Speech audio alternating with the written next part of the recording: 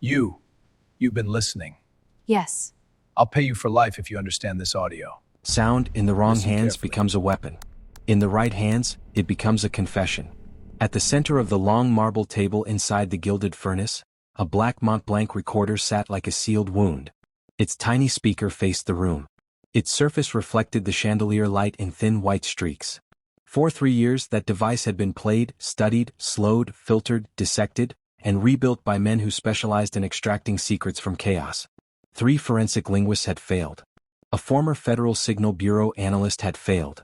A $40,000 proprietary decryption system had failed.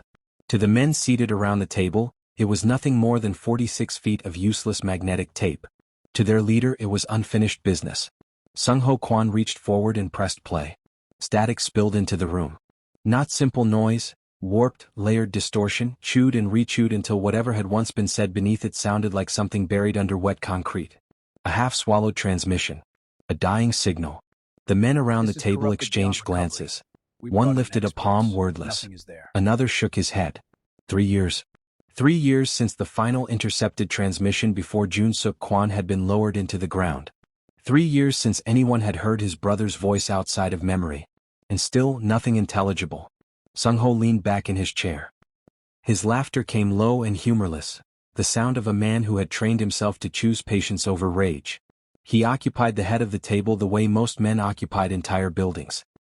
His long white hair was tied neatly at the back of his head, falling like a pale blade against the dark fabric of his tailored black suit.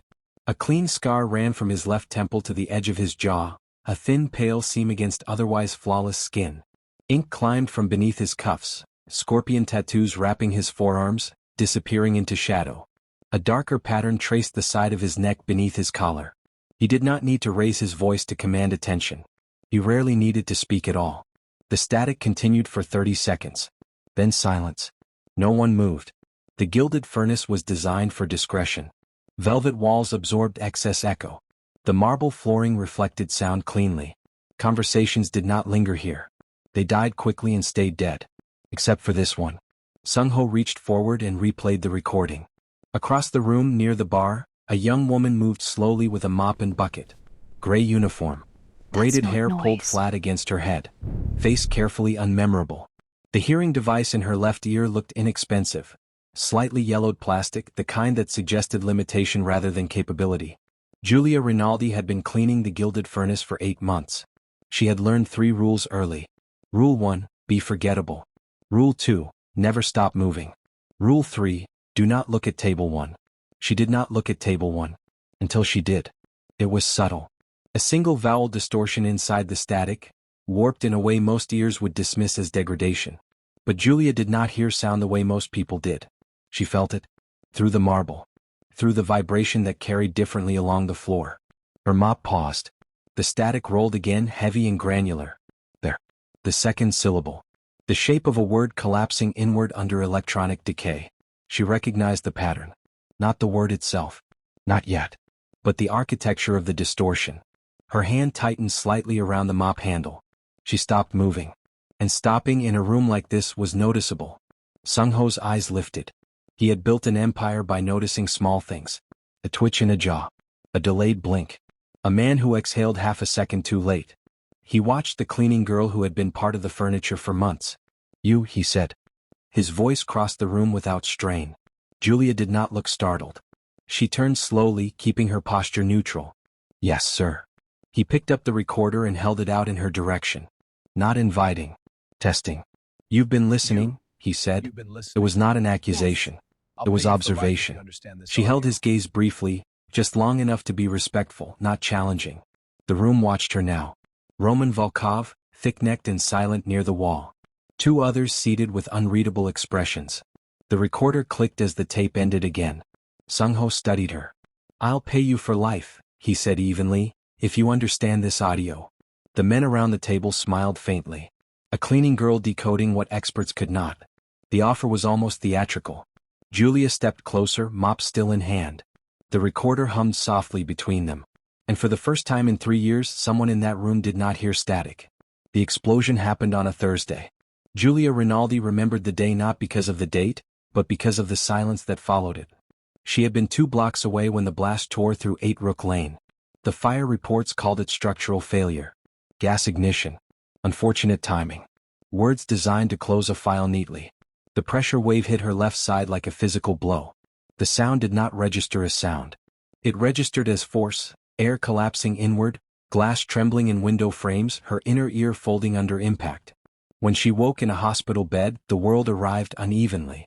Her left ear was mostly gone. Her right carried fragments. Doctors used terms like unilateral loss, partial nerve damage, compromised outer hair cells. They described percentages. They did not describe what came after. When sound stopped pouring into her evenly, her body compensated. Bass frequencies became texture. Footsteps became pressure maps. Breathing became rhythm against air. Her father had once told her that sound was architecture, structured vibration traveling through matter. After the explosion, she began to understand that architecture differently. Not as something heard, but as something felt. Enzo Rinaldi had not been a criminal. He had been meticulous, obsessive about detail. His office shelves had been lined with spiral notebooks filled with vocal frequency signatures, annotated waveforms, cross-referenced cadence irregularities. He had called it pattern indexing. Julia called it hunting. 3 weeks after his funeral, she unlocked his desk and found the spectrograph he had modified himself. Analog interface. Manual tuning dials. No network capability. She taught herself to use it. The first month, she could barely isolate background noise from foreground signal. By the 4th month, she could identify a speaker through 60% degradation. By the 8th, she could reconstruct cadence from distortion alone. She did not collect evidence. She collected voices. The job at the Gilded Furnace had been chosen carefully. Cash arrangement. No paperwork. No digital trace. The kind of employment that erased a person on purpose. Proximity was worth more than salary. For 8 months she moved through velvet corridors and marble floors with a mop in hand and her hearing device visible but underestimated. She learned who carried on the left hip and who favored the right. She learned which men drank to dull fear and which drank to sharpen it. She learned that the marble beneath table 1 carried vibration differently than the rest of the floor. When business shifted to threat, the pressure of breath changed before words did. When someone lied, cadence faltered half a beat too late. She listened without looking. She never stopped moving. Until the recorder played. Now she stood near the table, mop handle pressed lightly against the marble. She let her palm rest against it, fingers relaxed. The vibration traveled up through bone more cleanly than through air. Sung-ho watched her without expression. She closed her eyes. The static began again. To others, it was a wash of electronic decay. To her, it was layered interference. Tape wear. Magnetic distortion. Manual corruption in specific frequency bands. She ignored the noise floor. She searched for structure. There, a consonant cluster, flattened but present. A clipped operational cadence beneath the degradation. Controlled. Intentional. She adjusted her breathing to match the rhythm in the recording. Static surged. She let it pass. Second voice. Younger. Slight tremor masked as loyalty. She mapped their spacing. The pauses. The timing between inhale and response. Her father had once told her that words were less important than the space between them. The marble trembled faintly under her palm. She spoke without opening her eyes. There are 2 speakers, she said quietly. The room remained still. The first speaks in clipped phrasing. He compresses the end of his consonants. He pauses before sibilants. A faint shift at the table. The second confirms. His breathing accelerates before agreement. The static crackled. She leaned slightly closer to the recorder. They are discussing access points, she continued. Timing. Entry handled internally. Her voice did not rise. The distortion surged harder near the final seconds. She waited. Then she heard it. 7 words buried under collapse. Not spoken dramatically. Not emphasized. But placed carefully. She opened her eyes. The shepherd is already inside your house. Silence fell heavy over the marble. No one laughed. No one moved. For the first time in 3 years, the static had answered. For 3 full seconds after Julia spoke, no one reacted. Men accustomed to violence did not waste motion. They measured first. They weighed risk before expression. Silence was not hesitation. It was calculation. Then Roman Volkov pushed off the wall. He moved with the solid weight of someone built for confrontation. Thick neck, broad shoulders, the steady posture of a man who trusted his strength more than conversation. His boots struck the marble with deliberate force as he approached the table. "Play it again," he said. Sung-ho did not look at him. He pressed the recorder without comment. Static flooded the room once more. Roman leaned forward, both hands on the marble. He did not close his eyes like Julia had. He stared at the recorder as if he could intimidate it into clarity. 4 seconds passed. 5. At 6 seconds, something shifted in his expression. He exhaled once through his nose. "Pause," Roman said. The recorder clicked into silence. He did not look at Sung-ho immediately. He kept his eyes on the device as if confirming what he had just recognized. "Second voice," he said slowly. "That's Mikhail." The name did not echo. It landed. Mikhail Petrov. Mid-tier infrastructure. Quiet. Reliable. Managed 3 legitimate front operations without incident. 9 years inside the organization. Long enough to be trusted. Long enough to be invisible. The room did not erupt. It tightened. Sung-ho's posture did not change. His hands remained folded loosely on the marble. But something behind his eyes sharpened. "Bring him," he said. No emphasis. No raised tone. 2 men left immediately. Julia remained where she stood near the bar, mop upright, bucket still. No one acknowledged her. No one dismissed her either. She understood the difference. Minutes stretched. The static recorder sat dormant on the table, its work done for now. The velvet walls seemed to press closer. No one resumed conversation. Then the doors opened. Mikhail Petrov was brought in without ceremony. He was not beaten. Not yet. His expression carried confusion first, then irritation as he registered the room's configuration. His eyes flicked to Roman, then to Sung-ho, then briefly, almost dismissively, to Julia. He did not understand the geometry of the moment. "Sit," Roman said. Mikhail did not sit. "What is this?" he asked. No one answered. Sung-ho pressed play. The static filled the air again. Mikhail's face changed by degrees. At first nothing. Then recognition trying not to surface. Then denial tightening along his jaw. The tape stopped. "The shepherd is already inside your house," Sung-ho said calmly. Mikhail's silence lasted half a second too long. Roman stepped forward, closing the distance. "What did you mean?" Roman asked. "I don't know what you're talking about," Mikhail replied too quickly. It was not the words that betrayed him. It was the breath before them. Julia did not look directly at him. She did not need to. The marble carried the rhythm of his weight shifting. The floor vibrated faintly as his heel repositioned. His breathing accelerated in microbursts, suppressed panic. He was escorted out as quickly as he had been brought in. The doors shut. The room did not speak. Julia resumed movement slowly, returning to the bar as if she had never stopped working. 10 minutes later, sound carried differently through the walls. The gilded furnace was built to contain conversation, not impact. Low frequencies traveled through marble more cleanly than through velvet. Julia rested her hand lightly against the bar counter. A voice raised but controlled. Roman's. A second voice strained. Mikhail's. There were no screams. Not yet. Questions repeated. Cadence breaking. Denial collapsing into fragmented explanation. Then the shift. The tone changed from resistance to bargaining. Julia closed her eyes briefly. She did not need full sentences. She needed structure. The shepherd was real. High-ranking. Still active. Still inside. Silence returned again, but it felt different this time. Emptier, final. Footsteps approached from the back corridor. Roman re-entered first. His sleeves were rolled slightly higher. His expression unreadable. He leaned toward Sung-ho and spoke quietly. Julia did not hear the words. She did not need to. Sung-ho turned his head slowly toward her. This time when he looked at her, it was not the way a man assessed furniture. It was the way a strategist evaluates an asset. There was no anger in his gaze. No gratitude either. Only recalibration. The geometry of the room had shifted, and she was no longer outside of it. She set the mop aside. 2 men approached her from either side without touching her. "Come," one of them said. She did not argue. The doors opened again, but this time for her. Outside the air felt colder. The vehicle waiting at the curb was black, its rear windows opaque. The doors opened in synchronized motion. She slid inside. 2 men flanked her in silence. The vehicle pulled away smoothly. Julia tracked the route through motion rather than sight. Turns counted. Gradients noted. The subtle pressure shift as the road inclined. They were going upward. She rested her hands in her lap. The marble floor of the gilded furnace was far behind her now. But the echo of what she had heard was not. And for the first time in 3 years, the hunt had direction. The vehicle stopped beneath a building that looked deliberately ordinary. From the outside, Glass Ledger Tower resembled a mid-tier financial services firm. Reflective panels, minimal signage, a lobby designed to be forgotten 5 seconds after leaving it.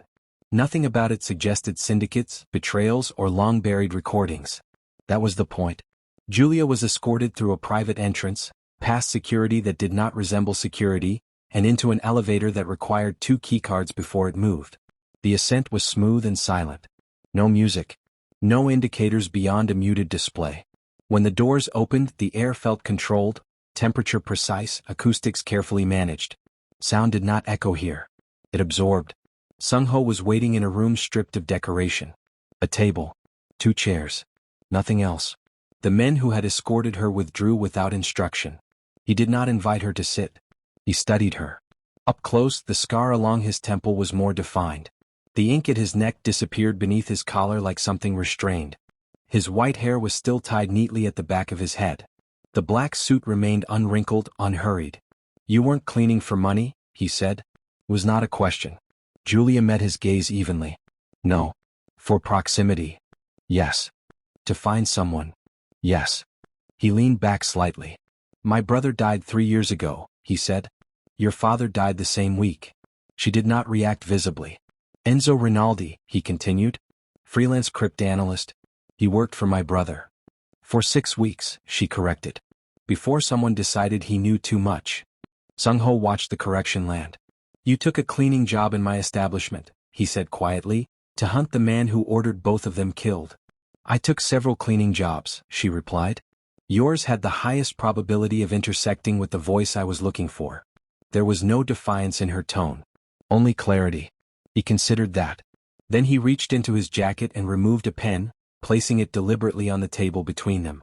"I have 417 recordings," he said. "Intercepted over 11 years. My brother built the archive himself. Analog systems. Manual encoding. No digital footprint." He paused. "No one has been able to decode them." Julia did not look surprised. "Because they weren't meant to be decoded," she said. His eyes sharpened. "They were meant to be heard." A silence settled between them, not heavy but precise. "You decode them for me," Sung-ho said, "and I will give you protection. Resources. And when you find what you're looking for, I will give you the name you want." "In writing," she said. A faint shift near his mouth, almost a smile but not quite. He pulled a sheet of paper from a thin folder and wrote carefully. The terms were concise. Protection. X. Disclosure upon identification of the target voice. He slid it toward her. She read it once. Then she nodded. He stood. "Come." The elevator descended this time. Not to the lobby.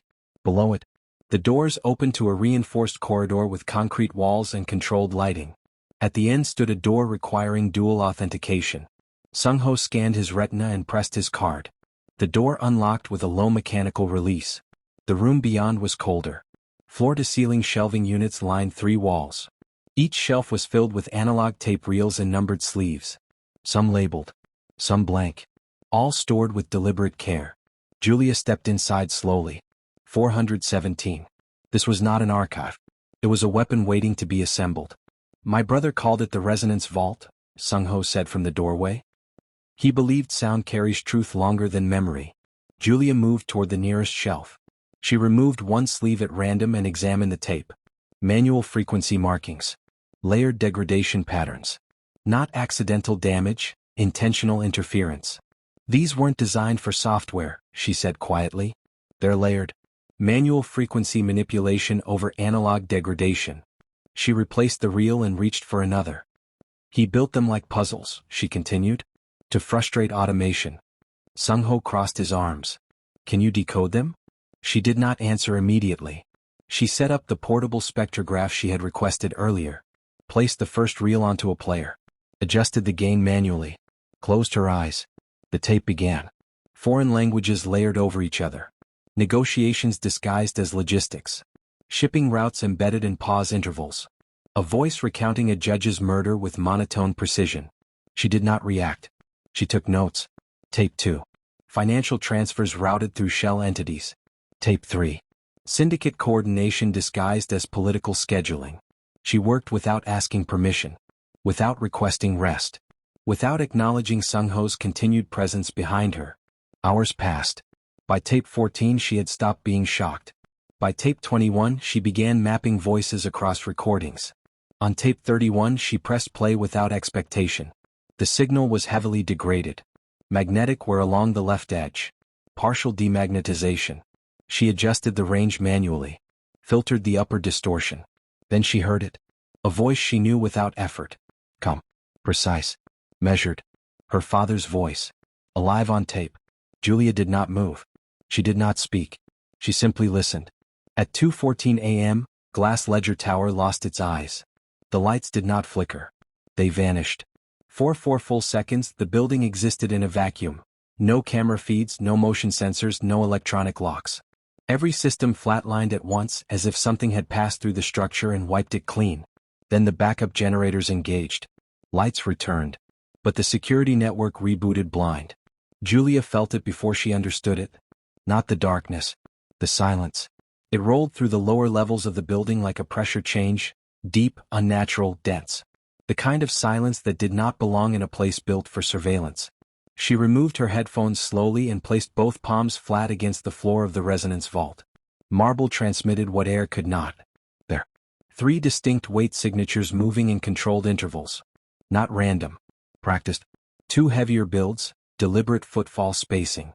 1 lighter, faster, stride-trained rather than bulky. They were already inside. Which meant they had entered during the blackout window before the systems recovered. Julia counted the rhythm between steps. Northwest corridor. Approaching the archive floor. She moved to the wall where an older intercom panel was mounted. Hardwired infrastructure left from before the building's modern upgrade. It ran on a separate circuit. It would not have been affected. She pressed transmit. 3 on sublevel 2, she said evenly. Northwest stairwell. 2 heavy. 1 lighter. Suppressed weapons. There was a brief pause. Roman's voice came through, low and controlled. How are you reading positions? Floor vibration, she replied. Move your men off the east corridor. There's a resonance blind spot near the service entrance. A beat. Then movement above her, Roman complying. She returned her palms to the marble. The 3 advanced. Then she felt it. A 4th. Fainter. Delayed. Moving independently of the first group. The 4th had separated deliberately. Positioning. 4th on east, she said into the intercom. He's avoiding your sweep. Service entrance blind spot confirmed. Gunfire erupted seconds later, but muted. Suppressed. Short bursts. Controlled exchanges. She tracked the movement of both sides through pressure shifts and impact tremors. Roman's team repositioned. The 4th attacker attempted to pivot toward the archive room directly. Not toward executive levels. Not toward Sung-ho. Toward the tapes. They're not here for him, she said into the panel. They're targeting the vault. Silence answered her this time, not from malfunction but because everyone was moving. She wedged the heavy vault door partially closed using a tape housing, then stepped back, aligning herself between shelving units. Not hiding. Waiting. The confrontation above was brief. Measured. No prolonged chaos. When the final shot landed, the building did not relax. The quiet that followed was different. Thinner. Spent. Roman entered the vault moments later, weapon still drawn. His sleeve was torn near the cuff. He scanned the room quickly before lowering the gun. Clear, he said into his comm. Julia remained still. The marble under her palms vibrated once more, boots descending the stairwell in unhurried rhythm. Sung-ho appeared in the doorway. A thin line of blood traced from the corner of his eyebrow toward his cheek. He had not wiped it. He took in the room with one sweep of his eyes. You predicted 4, he said. Yes. They were after the tapes. Yes. He studied her for a fraction longer than necessary. Then another presence entered behind him. Dmitry Sokolov. He moved differently from Roman, less mass, more economy. Silver hair neat despite the hour. Suit intact. Expression composed. He assessed the scene without visible agitation. Casualties? He asked. Contained, Roman answered. Dmitry nodded once, already issuing quiet instructions into his own calm line. His voice carried steady authority, not loud, not rushed. His men, newly arrived reinforcements, dispersed efficiently through the corridors above. Julia watched him. Not his face. His breathing. Measured inhale. Precise pause. Exhale controlled at the end of each sentence. She had heard that pattern before. Not in this room. On a tape. She did not react. She did not narrow her eyes. She did not change posture. She simply filed the rhythm away. Dimitri turned toward Sung-ho. This was coordinated, he said calmly. They knew timing. New entry points. Yes, Sung-ho replied. Dimitri's gaze passed briefly over Julia. Not dismissive. Not curious. Neutral. But his breathing did not shift. No residual adrenaline. No elevated cadence. As if the event had not surprised him at all. Julia felt something settle into place quietly inside her. Not accusation. Recognition. By dawn, the building's systems were restored. Security doubled. Surveillance recalibrated. It did not matter. The resonance vault had been seen. And once something is seen, it cannot return to invisibility. Sung-ho gave the order before sunrise. Relocation. Temporary. Secure. The vehicle waiting outside was not the same one from before. He rode inside this time. Julia sat opposite him, hands folded loosely. No conversation passed between them as the city thinned into coastline. The air grew colder. The road narrowed. They drove toward isolation. Behind them, Glass Ledger Tower stood intact but exposed. Ahead of them, something quieter waited. The cabin stood at the edge of Ravenna Inlet, where the water absorbed sound instead of reflecting it. Cedar siding weathered to gray. A dock stretching 30 feet into black tide. No neighboring lights. No passing traffic. Isolation by design. Sung-ho's men swept the perimeter twice daily and stayed out of sight. They rotated quietly, speaking only when necessary. Inside the cabin, there were 3 rooms and an arrangement of silence that suited both occupants. They shared a kitchen. They did not share questions. Julia worked at a wooden table facing the water. The most degraded tapes had been transported in sealed cases, stacked beside her father's portable field kit and the spectrograph she refused to replace with anything digital. Sung-ho occupied the second room, running operations through secure channels. When they crossed paths they exchanged minimal words. Updates only. No commentary. No comfort. It was not distance. It was efficiency. The tapes from the final 3 weeks of Jun Suk Kwan's life were marked differently. The handwriting on the sleeves was tighter. The dates clustered closely. The magnetic interference was deliberate, bands manually scarred to resist standard recovery. Julia threaded one reel onto the player and listened. Negotiations disguised as freight coordination. Timetables layered over coded financial transfers. Names referenced indirectly. Structures implied rather than stated. The closer she moved toward the final dates, the more intentional the distortion became. He had known he was running out of time. She moved to the method her father had taught her when software failed. Hydroacoustic stripping. The principle was simple. Water filtered distortion differently than air. She filled a reinforced container and submerged a speaker inside it. The degraded recording played through water instead of open space. A contact microphone pressed against the outer wall captured the vibration. Water density reduced electronic interference while preserving vocal frequency. She ran the first pass for 20 seconds. The noise floor dropped slightly. She adjusted gain. Ran it again. Fragments emerged. Consonants regained edge. Cadence stabilized. She ran the sequence 6 more times, rebuilding missing sections manually. Not guessing, reconstructing. Dominic's voice, Jun Suk's voice, came through in intervals. Calm. Methodical. Documenting what he had built. The archive was not complete. The tapes were evidence, yes, but incomplete without the decoding key. Too vulnerable to dismissal. Too easy to contest in court or bury under procedure. He had built the other half elsewhere. Encoded not in circuitry. In architecture. Julia replayed the final fragment twice to be certain. A pipe organ. 47 discrete tonal intervals. Frequency cipher embedded in performance structure. The Basilica of St. Caligo. She recognized the name. A decommissioned cathedral purchased quietly decades ago. Gothic stone. High vaulted ceilings. An intact organ no longer used for worship. Perfect resonance chamber. She carried the notes to Sung-ho. He listened without interruption, eyes steady, hands folded. The archive is only half the weapon, she said. The cipher completes it. Together they map everything. He was quiet long enough for 3 decisions to pass through him. Then he reached for his phone.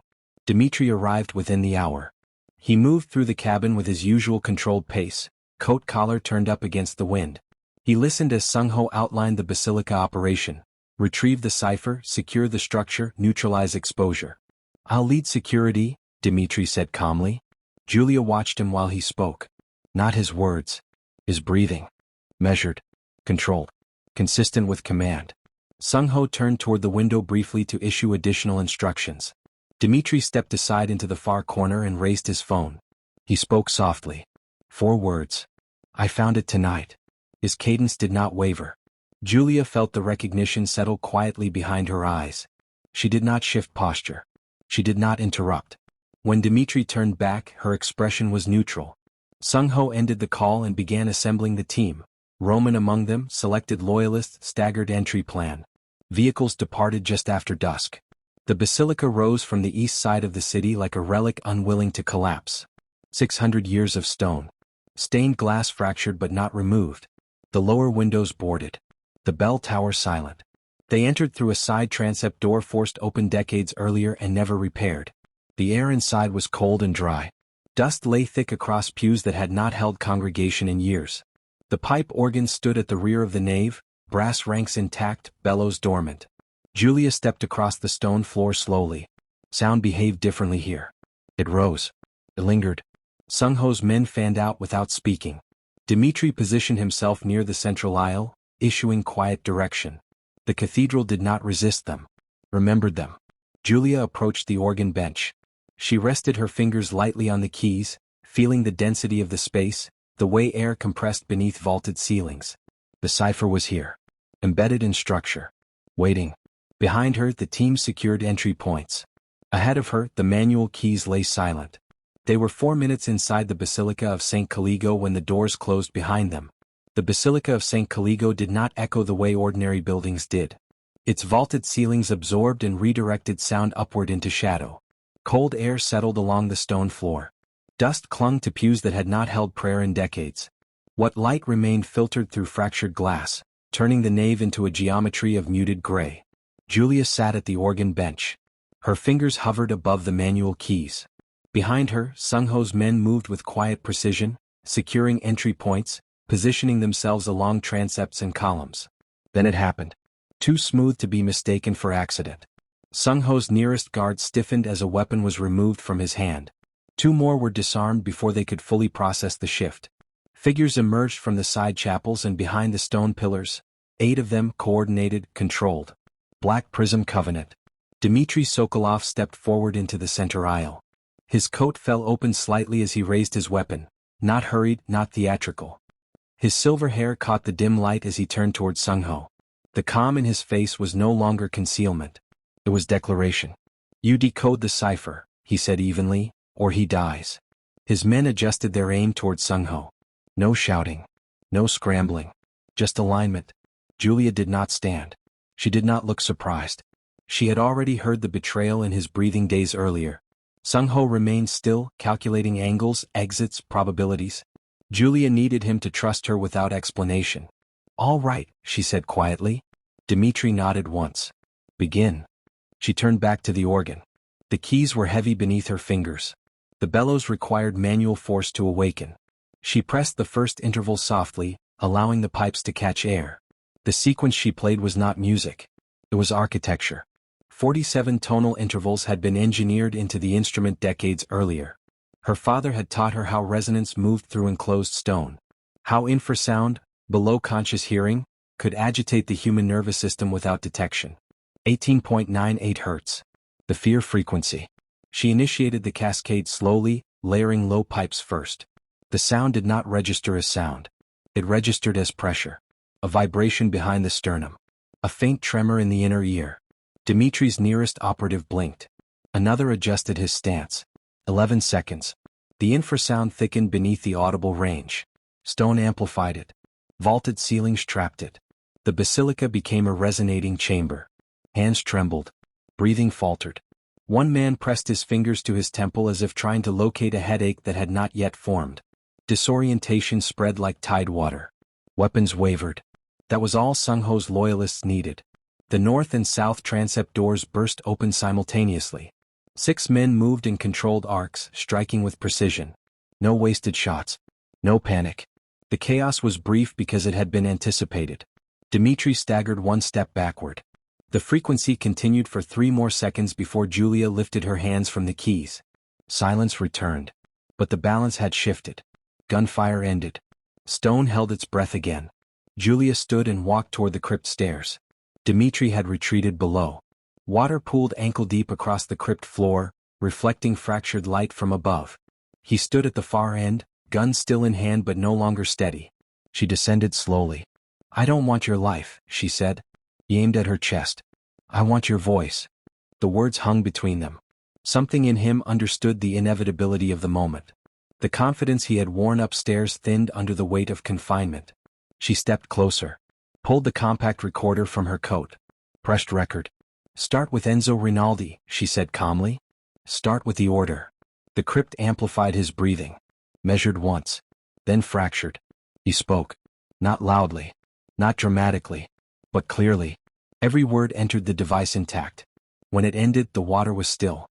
Months later, Dmitry Sokolov occupied a facility that did not exist on any registry. He was alive because information extracted from him dismantled more efficiently than execution would have.